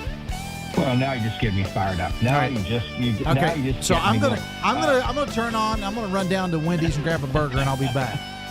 Join Dave Allen weekdays for midday on Metro News Television.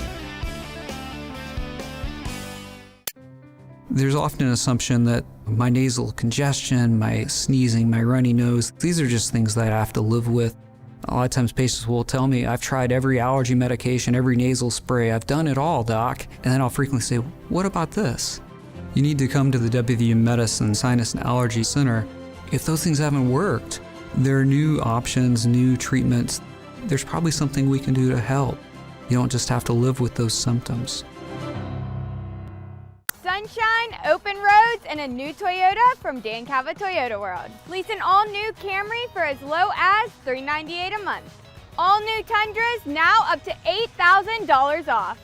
All new Tacomas now up to $4,500 off or lease as low as $399 a month.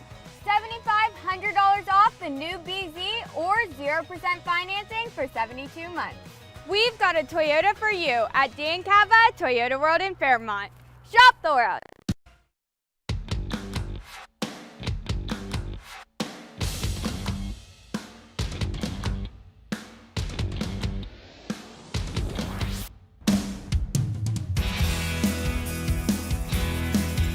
Over at WVMetroNews.com this morning, it must be Data Center Week in the commentary section.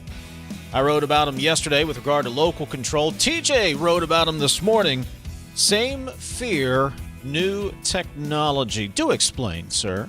So I think history can be a guide for us in many things, Dave. So I wrote about, unknowingly, in the first couple of graphs to the reader, the Gutenberg printing press and how it changed the world. New information. We used to hand scribe everything. Now we could do books. Information became plentiful. New mechanics, new technologies. and then said, was it radio? No. Was it TV? No. Was it the internet? No. Was it a data center? No. It's the Gutenberg Bible in 1440, or the Gutenberg Press in 1440 that yielded the Gutenberg Bible many years later. And people were afraid they would lose their jobs. The church was afraid they wouldn't be able to control information. There would be heresy. There were all these things. And the parallel is we worry so much about what could come next. That's part of innovation. Look, innovation is disruptive, but it's coming whether you want it to or not. And we have an opportunity to not be on the menu here. We have an opportunity to have a seat at the table and structure that. So address the concerns. Those are valid. But understand the opportunity that we have here, and just don't, be the modern day Luddite, as I said, hater of technology, and just, we can't do this, so many problems. Have an open mind, find the sweet spot, and do it, because it's an extraordinary opportunity for the state. And some of that fear, I believe, that you talk about has also played into the local control argument, because you do have folks who are very concerned about what these facilities will do to their communities, both environment. Maybe their property butts up against these facilities. I get that concern, and they feel helpless. They feel like they've been left out of the process. You have county commissioners who go, well, hey, HB 2014 took us out of the process. So all of that kind of plays together. And look, I get some of the reason for taking some of the local control out of the process when the actors aren't necessarily good actors, or and I can go through a number of examples, TJ, where municipalities have overreached in their authority or made decisions strictly on philosophical or political motivations. So I get that. But in the local control argument, state lawmakers better be careful, because voters do have at least one mechanism of local control, and that's at the ballot box in May and in November. And if these concerns aren't taken seriously, and some amount of if you don't acquiesce somewhere with the local control, you could find yourself in a very bad spot. And to bring it around full circle, maybe that ends up scrapping what could be very prosperous deals for the state of West Virginia. You make a great point. It puts the onus back on the state. And when they took away local control, whether they realize it or not, they own it. So they own the responsibility. Let me tell you how you mitigate that. You find a really good corporate partner and developer that has a track record of doing data centers and doing them right. And that's who you engage with. So that's what the state needs to do. That's the burden they've taken on. You can't just work with anybody. You got to find the right partner and make sure you get the right partner to work with you. Let me ask you, you live in Putnam County. I do. You're a Putnam Countyan, I guess. Is that part of the reason there has seemed, not that there are no concerns, but it seems that folks, the read I get from Putnam County, have embraced the idea of this data center in Buffalo because Google's involved. It's Google. It's not a company you've never heard of or a developer who might be sketchy. It's Google. Is that part of the reason? Oh, I think so. And the experience with Toyota and what a good corporate partner can look like. Not everyone is happy. I don't want to say that. Sure. There are many who are concerned. But I do think there's a greater level of acceptance compared to anywhere else where these projects have popped up in the state. And look, I think Mason County is roughly the same. But people there embrace it. They want the investment. I joke around. When people in Putnam County first heard about it, the response was, well, why not build two of them? Find enough flat land, I suppose. You can read those commentaries. They're at the website, wvmetronews.com. Brad McElhinny will join us next. We'll get caught up on, I think Brad was covering a school board meeting this morning, among other things. We'll talk to Brad about a number of topics when we return. 800-765-TALK and 304-TALK-304. That's the phone number and the text line. This is Talkline on Metro News for 40 years, the voice of West Virginia. It's 11:30. Let's get a news update from the Metro News Radio Network. Find out what's happening across West Virginia. West Virginia Metro News. I'm Meteorologist Cassie Clavin here with your Metro News television forecast, brought to you by Slango Law. Get results, no excuses. Locally, we're talking dry conditions as we head into the day today and into the coming days as well with our temperatures. We're warming up today. That's after that freeze warning that we saw overnight last night into early this morning. Temperatures heating up into the 80s as we head into next week with just a bit of weekend rain out there. Otherwise, dry conditions thanks to high pressure temperature that's across the area. So we'll see that as we head throughout the course of the day today. Few clouds moving in as we head into the evening, some of those overnight hours tonight, and then we'll continue to watch for a bit of cloud cover as we head into the day. Thursday, just passing through, still going to see many of those sunny skies, or much of those sunny skies, with just some rain expected to areas to our north. And that's the only areas that we're expecting any accumulation as we head into the coming days. But here's a look at your Fly CRW forecast. It starts at home.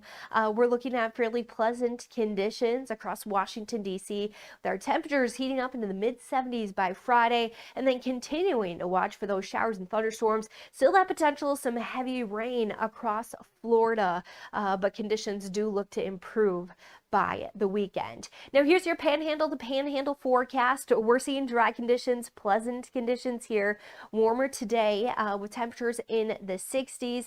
Cameron at 62 degrees. Otherwise, Petersburg at 59 degrees for this Wednesday. Spencer up to 68 degrees.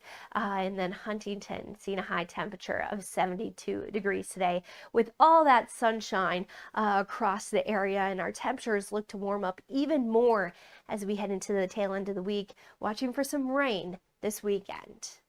This is Ben Salango with Salango Law. Salango Law has earned a reputation for getting excellent results for our clients. With decades of experience handling thousands of cases, we know what it takes to deliver. Proudly voted Best in the Valley for 3 consecutive years by readers of the Charleston Gazette Mail, Salango Law is deeply committed to giving back by investing in our community. From supporting local programs to making our region a better place to live, Salango Law is proud to be your trusted legal and community partner. Check us out at salangolaw.com. Prison term after his conviction on 24 sex-related counts. 54-year-old Paul Rittenauer Jr. of Martinsburg was convicted in a recent trial on multiple counts of sexual abuse and sexual assault. He was already serving time for a 2023 conviction of soliciting a minor via computer. Prosecutors say publicity from that conviction is what prompted multiple victims to come forward and claim they too were victims of his activity. From the Metro News.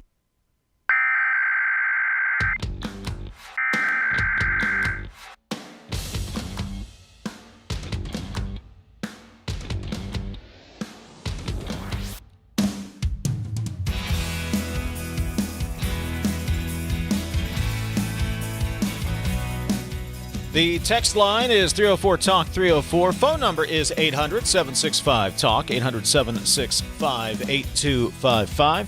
We will get to your calls if you'll just hang with us for a few minutes. Text messages as well coming up in the next segment. Brad McElhinny is our Metro News statewide correspondent. He has a story over at WVMetroNews.com. Didn't get to this one yesterday, but mammography results over more than 2 years called into question at Greenbrier Clinic. Let's bring Brad McElhinny into the conversation to explain more. Brad, good morning. Thanks for joining us again this morning. Oh, hi, and thank you. Yeah, this is not the kind of news that you want to hear. So, to be clear, to check the box of how worried people should be, what the officials say is that it is not at all clear that the results of mammographies at the Greenbrier Clinic, not clear that they're wrong, but that they are potentially unreliable. And that is a period that goes from October 28th, 2023 to February 26, 2026. And this has come about because of federal oversight, because of FDA oversight of what the Greenbrier Clinic does. There was a requirement to mail out notifications to patients who had breast imaging over that period of time, to let them know that you ought to go make sure you're checked out by somebody else, to get a follow-up with a different provider. The timeline is important because that is a fairly lengthy period of time, more than 2 years, and mammograms can detect breast cancer early, often up to 3 years before symptoms develop.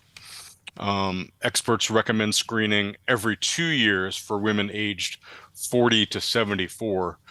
So it's neither good news for the patients who got that preventive checkup, and not at all good news for the medical provider either. Brad, do we have any idea how many patients we're talking about?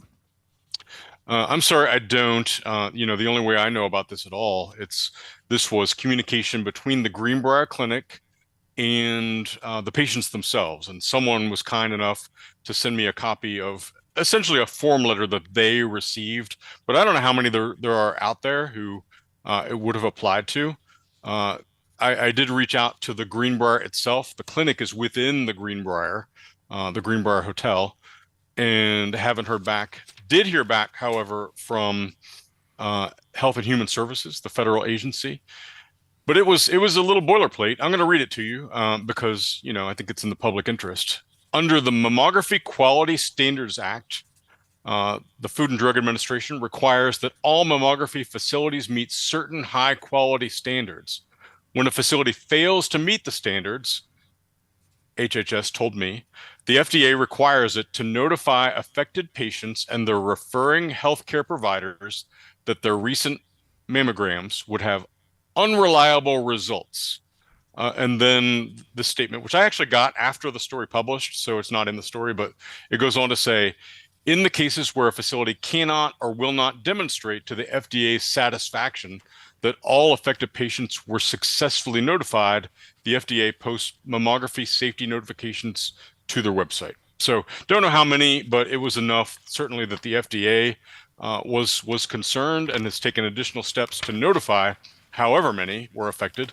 And then, these letters have gone out to the individual patients, but only they know how many they are and who was affected. Brad McElhinny has the story this morning over at the website, wvmetronews.com. And Brad, when you look at the Greenbrier as a whole, this is just kind of another chapter in this growing volume of PR missteps, if you will, because you have the debt with the Carter Bank being sold to the Omni Hotels. You have this, and it just kind of goes into that file of things that make you go, when it comes to all things surrounding Greenbrier Resort. More of an observation than a question to you, but you can respond if you like. I don't know what's going on. I mean, it's concerning. It's, most of all, it's a health concern between the clinic and the people that it serves. That's the highest issue, the health concerns. But you take a step back and you think, again, well, what is going on? The Greenbrier has again faced liens from the State Department of Tax and Revenue based on receiving the sales taxes on stuff that people buy when they go to the resort, but then not remitting the sales taxes. I mean, you're just supposed to do a bounce pass. When you're in the middle, when you're collecting sales taxes, it's not supposed to be yours. You're supposed to remit it. And these liens from the state tax department indicate that's not been occurring. So that's another issue. And then, as we have reported pretty significantly, the loans, almost $300 million on loans on the Greenbrier and related properties, have now been sold to a corporate cousin of Omni Resorts and Hotels. For those of you out there in listener land and reader land, Forbes, the longstanding financial magazine, which now has a significant internet site, has a new story that's pretty interesting, and it's a different angle than what we've done. It's more on the Omni end of thing and Omni's Texas billionaire owners. The headline is, this Dallas billionaire paid $289 million for first lien debt on Senator Jim Justice's Greenbrier Resort. The lead is, could Senator Jim Justice's days as owner of the storied Greenbrier Resort in White Sulphur Springs, West Virginia, be coming to an end? And, the question is there so much financial strain? And does the Omni corporate presence have so much leverage now that it could be theirs? Brad, when I think about this holistically, as you said, the health concerns are foremost. When we move past that and I start to think about the business implications, for years and years, the Greenbrier Clinic has had a reputation of catering to luxury and wealth, very deep in executive health, much like a Mayo Clinic or the Cleveland Clinic, where they have these long-standing relationships with corporate titans, et cetera, and they start them on a health track and they do multiple year screening and these kinds of things. I'm sure that was lucrative at some point. How does this affect this potential loss of a value prop? Because, if I'm the target clientele here and I'm reading this, I'm probably not going to come there. I'm probably just frankly going to go somewhere else. So at a time when Omni does have this $200 million, you would think you would want to see as much cash, if you're the Greenbrier, coming through and as much profit realized so you can rid yourselves potentially of that note and any influence from Omni, if indeed you do not want it. So one very much feeds the other, does it not? And it could be an accelerant, to your point, in terms of what may happen with Omni, I would think. Mm-hmm. When we think of the Greenbrier, we think of the hotel itself, but the debt, as far as I understand, was not only for the hotel, but for other related properties. And, certainly the Greenbrier Clinic would classify as another related property. A resort and hotel chain, to what degree do they want these other things that are kind of related, but not more specifically an actual resort, an actual golf course? Don't know. That's a good question. What the Forbes story, this is pretty informative, and you can read into it. This is a quote that they got from Blake Rowling, the 42-year-old chief executive officer of Omni's parent company, TRT Holdings. They said, "We love the place," referring to the Greenbrier Resort. He said, "We're just a lender right now." And again, going back to our conversation from last week, to me that indicates kind of like in the backseat, like you are a lender and you intend to get some interest off of the money you've put in. We are just a lender right now. He said, "We might just get paid off on the note." Could be, maybe so. The note meaning the debt. And then Rowling says, "We will be working with Senator Justice to see what we can do." I might be reading too much into that. We are just a lender right now. But, to me, reading in, that indicates that there are other possible outcomes of this whole arrangement. Brad, is the sentence right before that got me, where he says, "This is an investment. Ownership is not changing hands yet." That doesn't sound like someone who's just in it for the investment. And again, maybe we're reading way too much into it, but I'm with you. That doesn't sound like a group that does not desire to have this property. Just my thoughts. Yeah, I agree. Brad, you know the details better than me, but it's $200 million in notes, but they paid more, they being Omni, than that to get it, if I recall. They paid a premium in order to be able to take over that debt. So in terms of an investment, you would have to recoup that. And frankly, what kind of patience do you have? Because if Carter Bank wasn't getting interest, who's to think that Omni is getting interest? And I'm no businessman. Oh, wait, I am. You don't sit around and wait on interest on $200 million and just, okay, yeah, do your thing, Mm-hmm. Yeah. Well, the quote again is, "We might just get paid off on the note." Again, that inflection is mine. We might just get paid off on the note. Yeah. So it was my understanding from reading the Security and Exchange Commission language, which had to happen because Carter is publicly traded. It was roughly $200 million for the principal, and then another $80-some million for the interest. And that interest mounted to that amount because it wasn't being paid. So the track record is the interest has not been paid down previously. Omni could have a pleasant surprise, and interest payments could be made on a regular basis. Could be, but if not, they're right there ready to catch the entire property if it's not the case. Mm-hmm. And I could have a brand new Z06 waiting for me in the parking lot when I leave work this afternoon. MetroNews statewide correspondent Brad McElhinny. Always a pleasure, Brad. Thank you. Thanks, guys. Tommy in Charleston. We'll get to your call coming up next. Text as well, 800-765-TALK and 304-TALK-304. This is Talkline from the Encova Insurance Studios. Senator Shelley Moore Capito is more than a true conservative and proud West Virginian. She's a champion of our way of life. She doesn't just fight, she delivers, working with President Trump to close the border and keep our families safe, protect our energy jobs, and cut taxes, and establishing the New River Gorge National Park, a powerful economic engine. Shelley Moore Capito, our senator, our champion. I'm Shelley Moore Capito, and I approve this message. Paid for by Capito for West Virginia. If you have a child who's a junior in high school in West Virginia or know someone that does, please listen up. Here's your opportunity to win a full scholarship from West Virginia Wesleyan College that includes room, board, tuition, and fees. The 19th Annual West Virginia Scholar Program is presented by ZMM Architects and Engineers and the West Virginia Farm Bureau. The deadline is May 3rd. For details, go to wvmetronews.com to apply. That's wvmetronews.com. Remember, application deadline is May 3rd. Tens of thousands of hardworking West Virginians earn their living in our state's growing natural gas industry, including thousands for Antero Resources, West Virginia's top natural gas producer. Antero's investments are boosting our local workforce and small businesses. We're proud to give back and invest locally to support West Virginia workers producing West Virginia energy.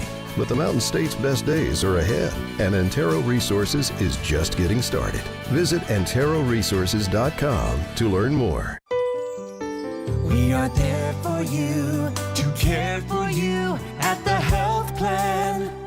We are here for you. For over 4 decades, we've been rooted deep inside West Virginia. Through thick and thin, supporting local families and businesses. Proudly serving your neighborhood since 1979. Your trusted partner in the community. The health plan, we are here for you. You're listening to Talkline on Metro News, the voice of West Virginia. You own a boat because you love spending time on the water. Choose the outboard that allows you to make the most of it. Honda Marine's legendary reliability, ease of maintenance, and powerful performance keep you going strong. And they're all backed by the peace of mind protection of the industry's best limited warranty. Visit your Honda Marine dealer today and find out why it's more than an engine. It's your time on the water.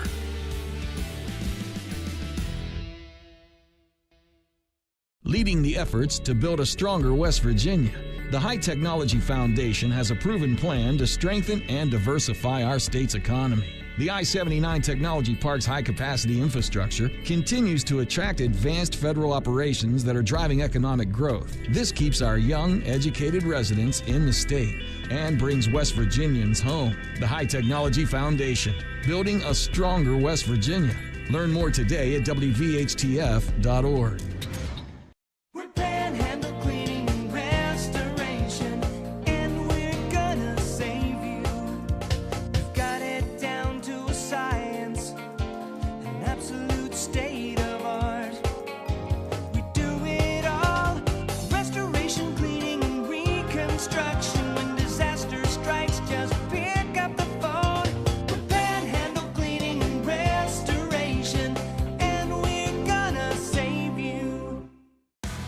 With Metro News Hotline, if it's trending, it's probably here. And then the other thing, his last name is one of those weird Norwegian names where they have 2 vowels that slam into each other.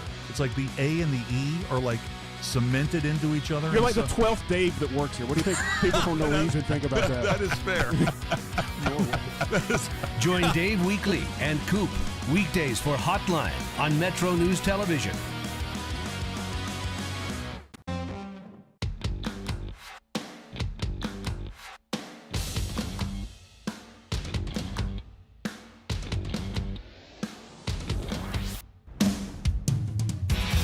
Metro News Talkline is presented by Encova Insurance, encircling you with coverage to protect what you care about most. Visit Encova.com to learn more. The West Virginia Lottery Back to Roots promotion tour continues. Every $5 in-store purchase gets a chance to win great prizes, plus entry into the $40,000 grand prize drawing. Put your best 80s gear on and join the tour. Visit WVLottery.com for a stop near you.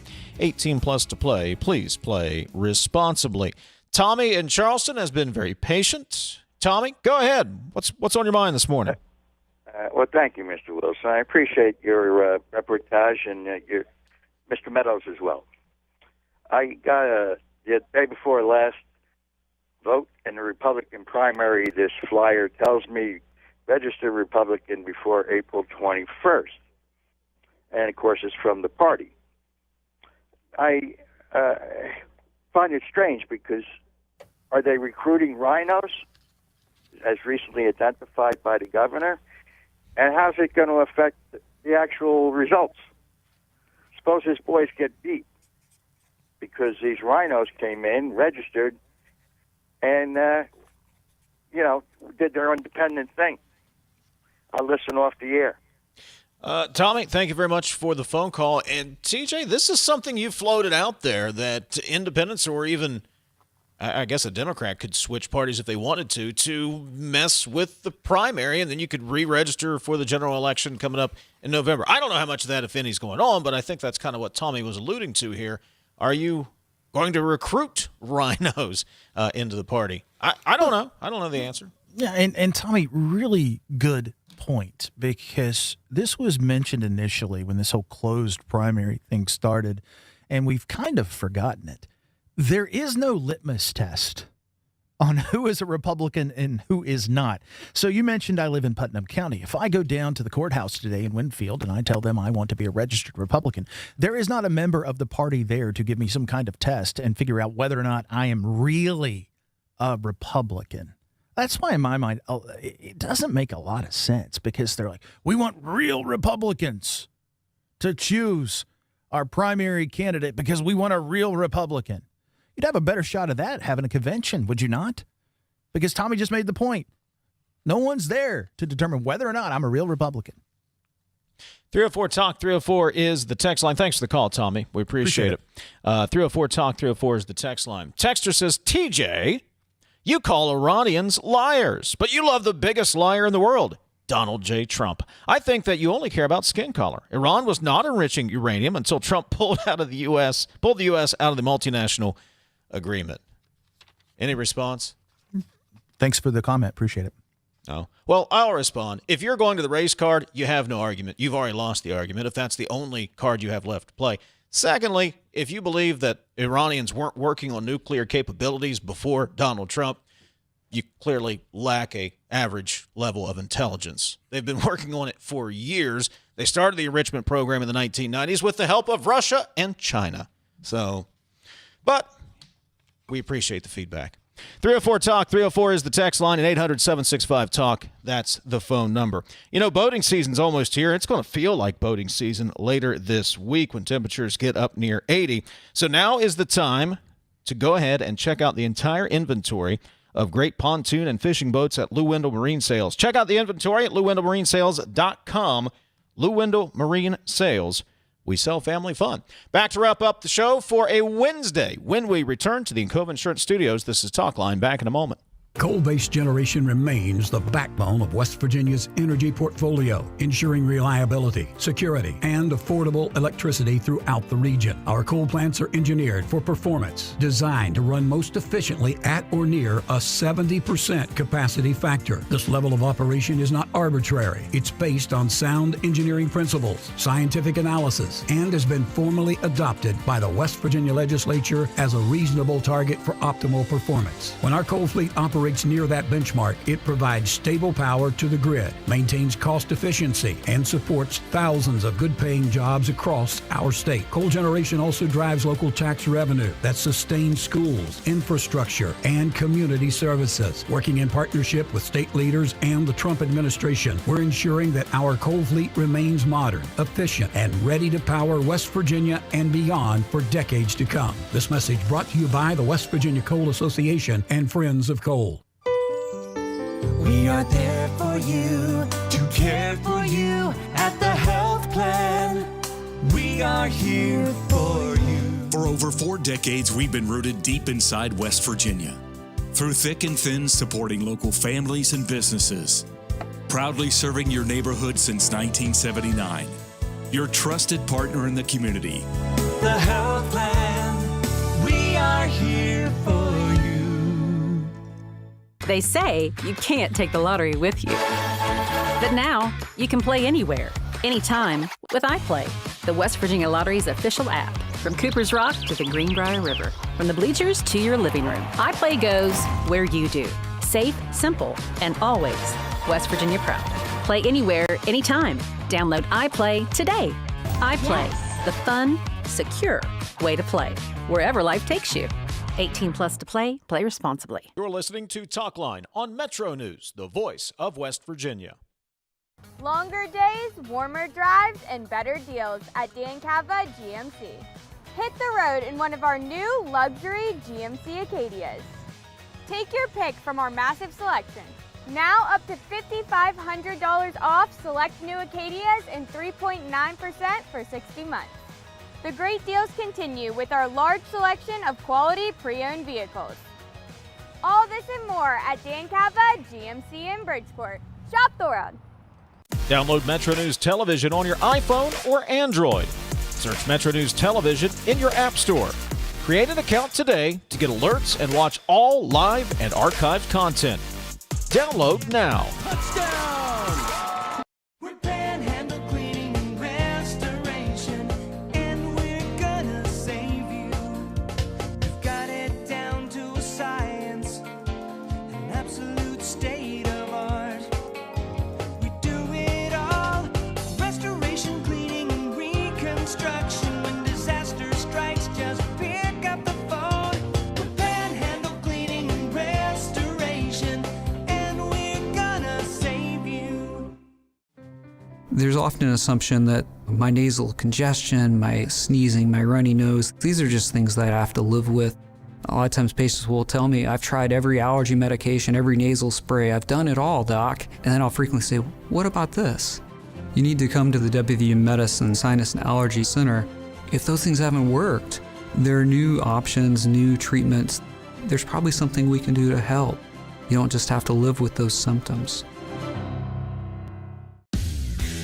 You own a boat because you love spending time on the water.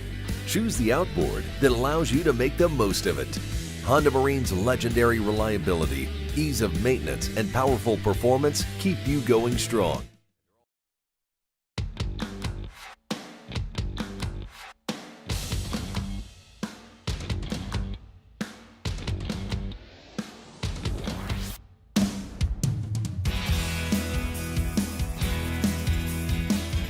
When it comes to cybersecurity, blind trust is a bad idea. CityNet helps businesses avoid risky connections with proactive monitoring, threat detection, and expert local control. Learn more at citynet.net today.